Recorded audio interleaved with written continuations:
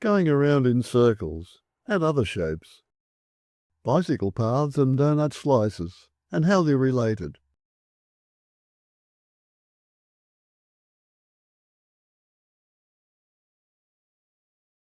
This is the Melbourne Cricket Ground, which also doubles as a major venue for Australian Football League matches. It's oval in shape. For pedants, it's elliptical. Now imagine a cyclist riding around its boundary subject to three conditions. The rear wheel follows the boundary, the red line. The bike's frame is always tangential, that's the purple line, to the boundary at the rear wheel's position on it. And the front wheel's path never crosses over the boundary. Then the path of the front wheel of the cooperative cyclist bike, the locus to pedants, would look like this. If we measure the area between the blue oval and the cycle's red path, we would discover something interesting. Cycling around the oval again,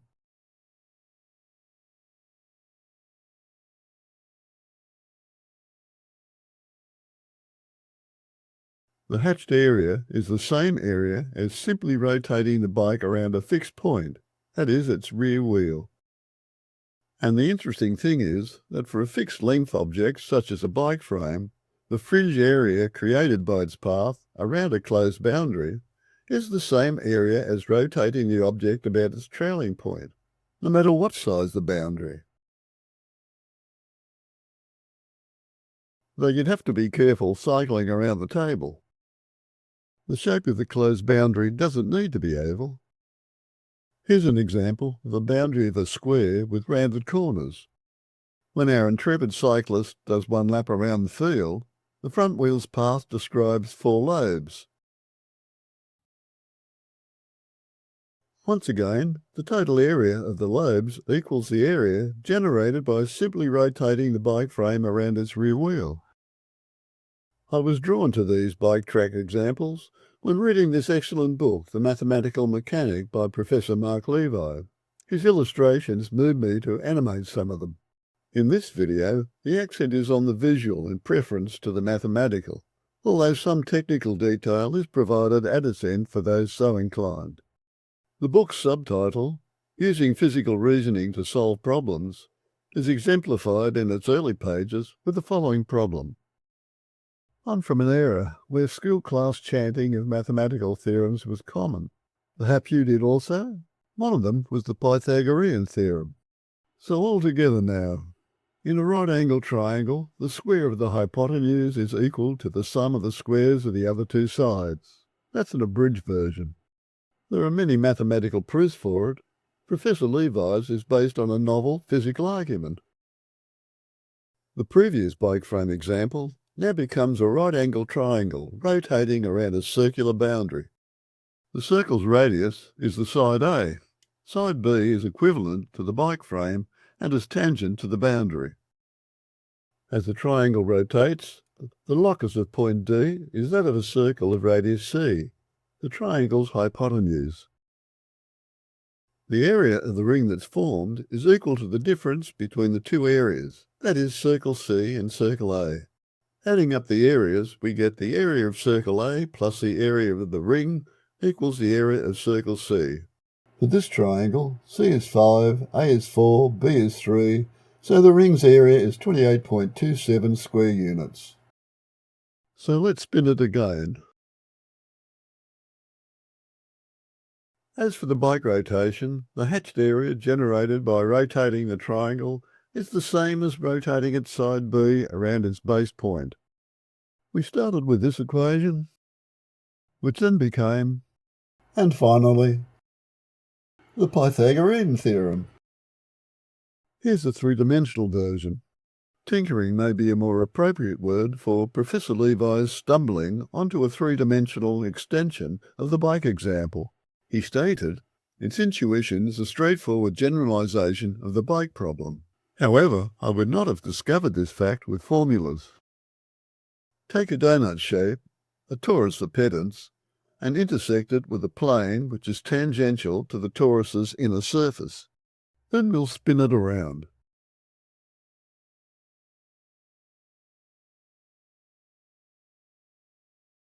The intersection is a figure-8 curve, which has an interesting property. Spinning the figure-8 curve around an axis at its pivot point produces a disk, with a volume equal to that of the torus, to be proved later on. In support of his intuition, Professor Levi stated, once we know that this is a straightforward generalization of the bike problem, proving it using calculus is not hard. Well, you can be the judge of that.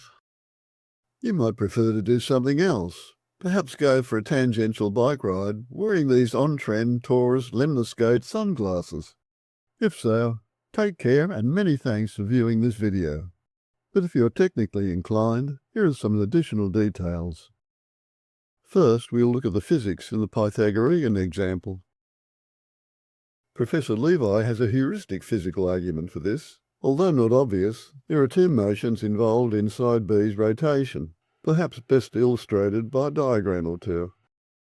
Imagine a force F acting at point D and tangential to D's curved path. In physics speak, we can resolve this force. We can replace it with its vertical and horizontal components, F vertical and F horizontal. As you can see, the horizontal force provides the rotational motion of side B around its trailing point T. The vertical force is a sliding force and does not contribute to B's rotational motion and can be ignored. Incidentally, this also applies to the figure-8 curve sliding in its own plane. So how do we know the disk and the torus have equal volumes? Well, the equation for a torus volume is well known. Here it is.